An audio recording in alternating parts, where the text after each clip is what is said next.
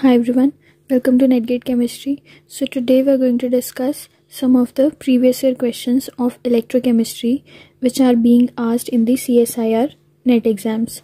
So the first question which we are going to discuss says that identify from the following the correct ionic strength for 0.01 molal solution of NaCl and 0.01 molal solution of Na2SO4. So basically we have to find out the ionic strengths of these two solutions. So first we are going to deal with 0.01 molal of NaCl.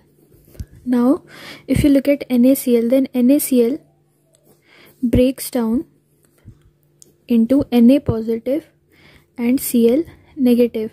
If the molality of this NaCl solution is 0.01 molal, then definitely the molality of this Na positive in this solution will also be 0.01 molal, and for Cl negative also it will be 0.01 molal. Charge on this cation is +1 and charge on this anion is -1. Now formula for ionic strength is I is equals to half sigma MiZi square. This M will represent the molality and Z will represent the electrovalency. For example, in this case, Na positive is having the electrovalency of 1 and Cl negative is also having the electrovalency of 1, right? So if I want to calculate the ionic strength in case of 0.01 molal NaCl, then what I have to do is I is equals to half M1 Z1 square. Here M1 will be the molality of Na positive and Z1 will be the electrovalency for Na positive, plus M2 Z2 square. Here M2 will be the molality of Cl negative ions in the solution and Z2 will be the electrovalency of Cl negative ion. Now I will be equal to half M1 will be the for Na positive 0.01 multiplied by Z1 square, that is 1 square, plus M2 is also 0.01 into 1 square. So it will come out to be half multiplied by 0.02 and that will be equal to 0.01 mole per kg, right? Because molality is also written as mole per kg. So for NaCl, for 0.01 molal NaCl solution, we have the value of ionic strength equals to 0.010 mole per kg. Now for B, that is 0.01 molal Na2SO4.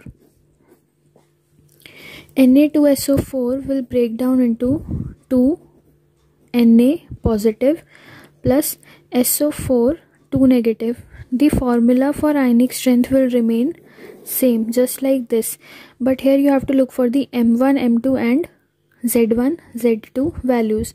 For Na positive, if we talk about Na positive ions in the solution of Na2SO4, then if Na2SO4 is having molality of 0.01 molal, then Na positive will be having the molality of 2 multiplied by 0.01, because for every 1 mole of Na2SO4 we get 2 Na positive ions, so molality will be 0.02. so value of M1 will be 0.02.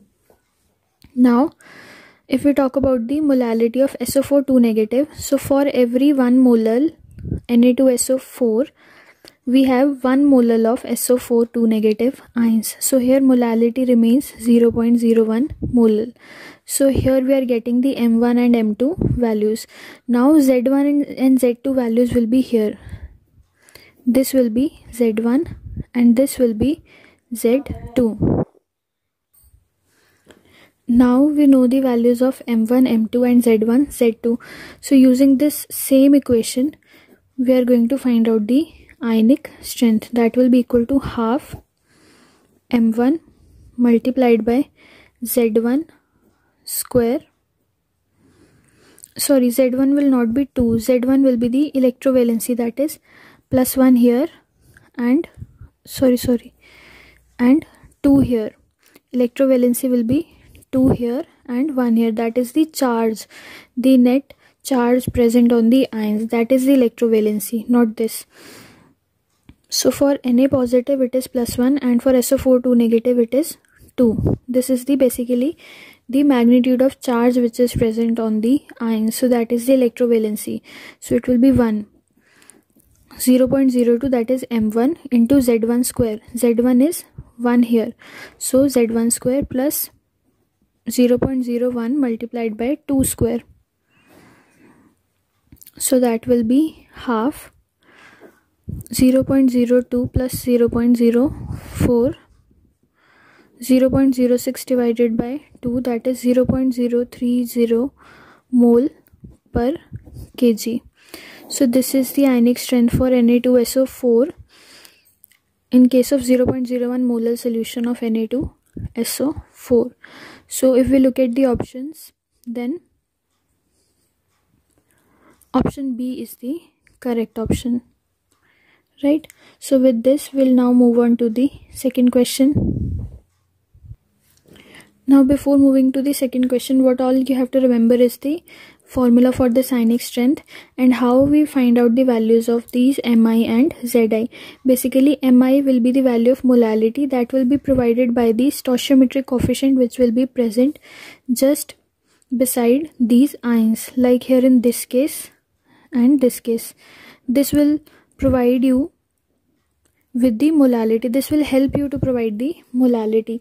For example, in this case, if NaCl is having 0.01 molality, then Na positive will also be having 0.01 molar. If this stoichiometric coefficient, this coefficient changes, then the value of molality for that particular ion in the solution also changes.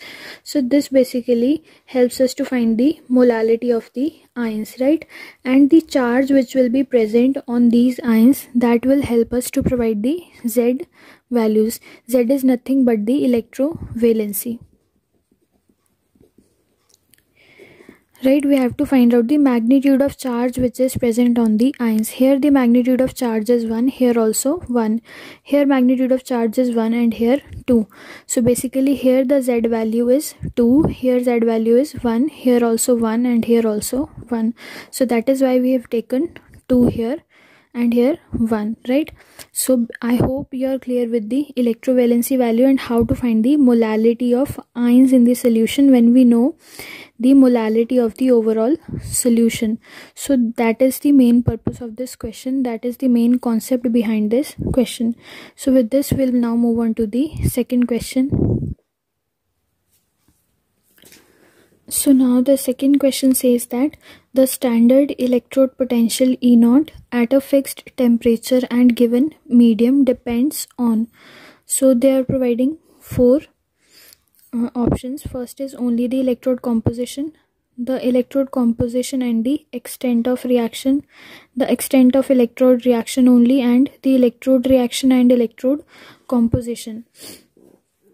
So if we are talking about the electrode which is present in any cell, so what happens here is that E0 value is always going to depend upon the electrode composition, right?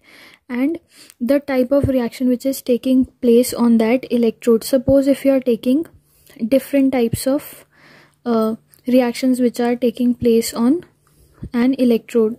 Suppose this is an electrode which is being used in gas ion half cell, right? Like H2 and H positive ion half cell. So the E0 value is going to be different. You have seen in different question what happens if we have different cell reactions. For different cell reactions we'll be having different Nernst equations, right? If different cell reactions are there, then corresponding to that different Nernst equations are there. So what these things are, indicating that E naught is going to depend on the cell reaction. If the cell reaction is changing, then definitely the corresponding Nernst equation is also going to change, and also the composition of electrode is also going to change the E naught value. That is definite. If the composition of that particular electrode is going to change, then definitely the E naught value is also going to change. So here they are talking about electrode composition and extent of reaction, right? These two things, they're talking about electrode composition and electrode reaction. So on these two things, definitely the electrode potential depends. So here the E naught value definitely depends upon the electrode reaction and the electrode composition, right? So option D is the correct option. So I hope this video was useful for you. So far that's it for this video. Thank you so much for watching.